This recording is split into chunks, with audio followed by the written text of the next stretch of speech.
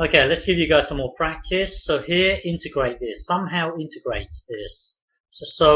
As a clue, don't always trust your gut instinct. Okay, so integrate this. Press pause and have a go. Okay, so to integrate this, your gut instinct might be to let whatever equals this thing here. So your gut instinct might be to let this thing here be w. So let w equals this whole thing.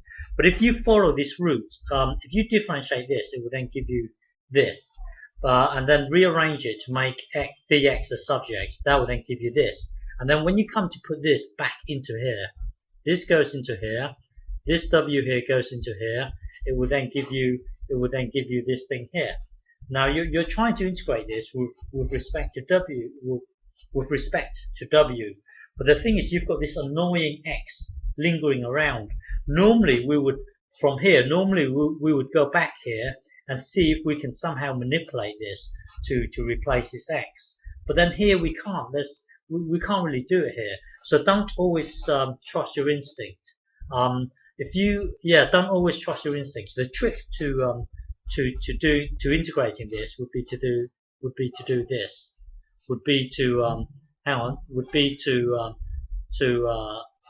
The trick to integrating this would be to rewrite this as this. So now you've got one thing multiplying another thing. So whenever you have a log of one thing multiplying another thing, remember log of a times b equals log of a plus log of b. So here you've got one thing multiplying another thing. So you can break this up as one thing plus another thing. So now we can integrate these two separately. So from here that would then take us to here. Okay, and we've done this in the past. This here we should be able to integrate this by now. So we've done this in the past. So if you integrate this, the trick to integrating this would be to visualize as 1 times itself here, and then we've done this in the past before. So try to memorize this if you can. When you integrate this, it will then give you this thing here. Okay, so now it's just a matter of integrating this. So let's just try and integrate this for the time being, and then later we can put the two together. So we are currently at this stage here. If you integrate this, that's this bit here, it should give you this. And I'm asking you to memorize this. Okay, I'm asking you to memorize this. And then now we are going to look at this part only. So looking at this part only. So when you try and integrate this, let w equals this thing here. So now put w into this thing here, and then well, if w equals this thing here, then dx equals dw. So now we can put this into here. We can put the w into here. That would then take us to here. And we've seen this from earlier. If you integrate this, it will then give you this. Now earlier we said let w equals this. So now we can put it into here, into here, into here. That will then take us to this. Okay. So just a note.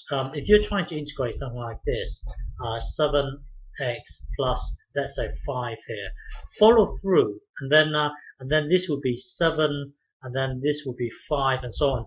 Follow it through. You should still be able to do it. Well, anyway, if you try and integrate this, it will then give you this. Okay, so hang on. So let's start all over again. Right from the beginning, we were trying to integrate this. Well, integrating this would be you doing this, and then now if you integrate this, it will give you this bit here. If you integrate this here, it will give you this bit here. So now tidy up everything, because if you look at this here, you've got a minus x and then a minus 1 here, and then you can merge this x with this x and so on. Tidy it all up, it will then give you this. And bear in mind that when you come to multiply this out, you've got a negative 1 here. Well, negative 1 is a constant, so merge it with this c. That's why this negative 1 disappears.